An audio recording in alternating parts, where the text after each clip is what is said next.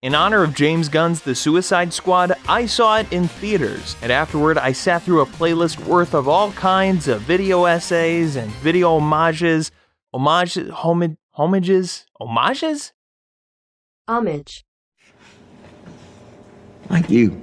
All kinds of videos dedicated to all kinds of villainous scenes. And I thought, hey, I just got done making a whole expose on a video game character that I like a lot, why don't I do it again? If you've been around a while on this channel, then you know by now that I'm a huge fan of Red Dead Redemption.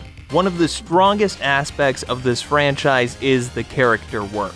Many of Red Dead Redemption's main characters are written with more depth than some characters from classic literature. These characters are incredibly dynamic. Take Arthur Morgan's personal quest to become a more compassionate person, or Dutch van der Linde's spiral into madness, for example. We're going to examine the latter and how it specifically culminates into one tragic scene, or one villainous scene. Obviously, huge spoilers for both Red Dead 1 and 2. Whoa there, cowpoke. You just moseying around without saying howdy? Make sure to tip your hat to this video by leaving a like. And while you're down there, why don't you saddle up onto that subscribe button too? Sorry, I won't do that ever again. Upon realizing that Dutch was the villain I wanted to talk about, I knew I also needed a scene. I mean, it's literally in the title, one villainous scene. But which scene would be perfect for Dutch? Would it be his final goodbye to John in the first game? What about the time he shoots Micah?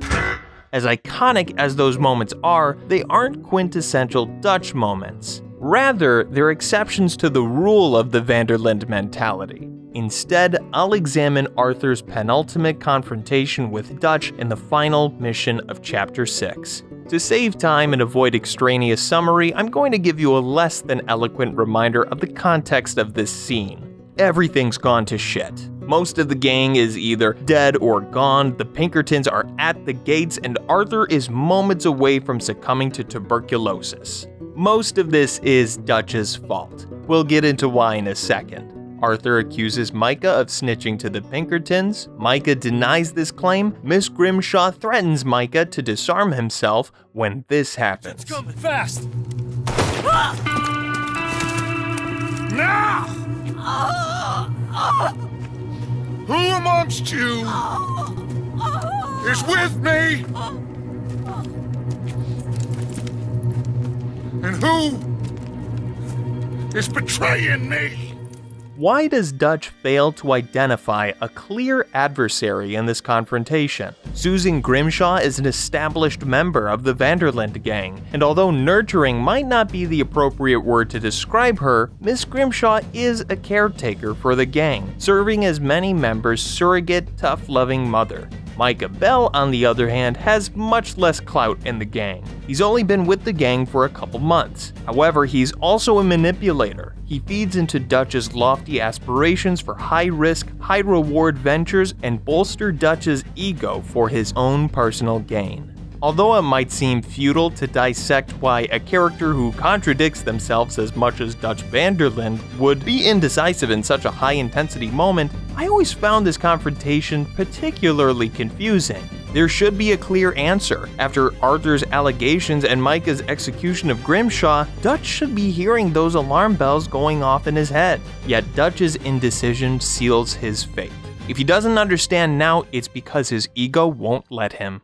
I'm not going to psychoanalyze Dutch here with some Freudian technique to officially stamp narcissist or sociopath on his head. However, it is worth noting how his interactions with his gang members inform his actions. Dutch van der Linde is an incredibly proud individual. His hubris is his pride. Whenever his plans are questioned by his accomplices, he retorts mildly with annoyance at best, or outright accuses them of betrayal and disloyalty at worst. Much of the conflict between the more level-headed members of the gang and Dutch is a struggle to make Dutch see reason. But Dutch doesn't care for reason. He constantly hatches get-rich-quick schemes that end up digging the gang in a deeper hole than they were in before. Sometimes these scams are so appealing they seduce the efforts of Hosea and Arthur, as made obvious by the Braithwaite Gray scandal or the Cornwall train robbery. Although some members are able to reel Dutch in, Dutch ultimately pursues ventures that entertain his desire for chaos. Because of Dutch's failure to heed Hosea's warning, the Cornwall train robbery sets in motion the rest of the game, alerting the Pinkertons of their presence east of Blackwater, and the Braithwaite Grey scandal results in Sean's death and the kidnapping of Jack Marston.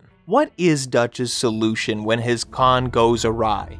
Well, another long con, of course. Rather than admitting his plan's failures, he often deflects the blame onto his subordinates, citing their questioning as a lack of faith, essentially proving to Dutch that his plans are undermined by such lack of faith. This allows any opportunist willing to get their hands dirty to easily exploit Dutch's foolhardiness. Enter Micah Bell, the opportunist in question. Although many players look at Micah Bell as an anti-Arthur, or a dark reflection of the player character as they would a character like Trevor from GTA, Micah is a functional contrast of Hosea. Rather than talking Dutch out of schemes, he often entertains these ventures. Micah even pitches grand ideas to Dutch that further exacerbate their dilemma, like the meeting with the O'Driscolls that leads to Arthur's kidnapping, or the assassination of Leviticus Cornwall. It's safe to say that by Chapter 6, Micah's influence over Dutch has reached its apex. And if it weren't for the departure of other veteran gang members like Pearson or the death of Hosea, Dutch would still be able to see some semblance of reason.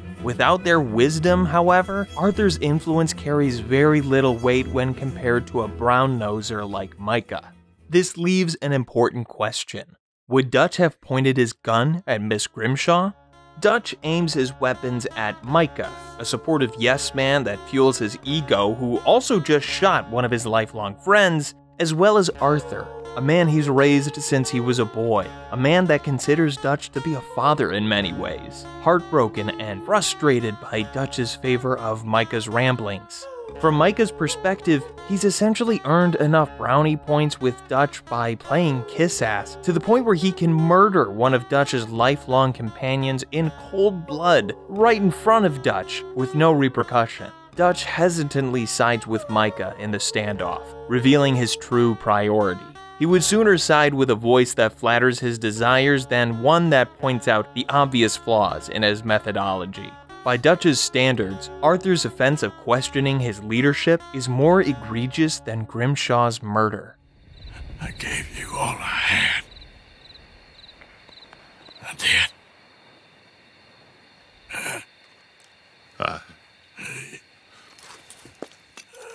Although Dutch eventually reunites with Micah sometime after the events of Chapter 6, he initially refuses to join Micah because he finally realizes Arthur's right.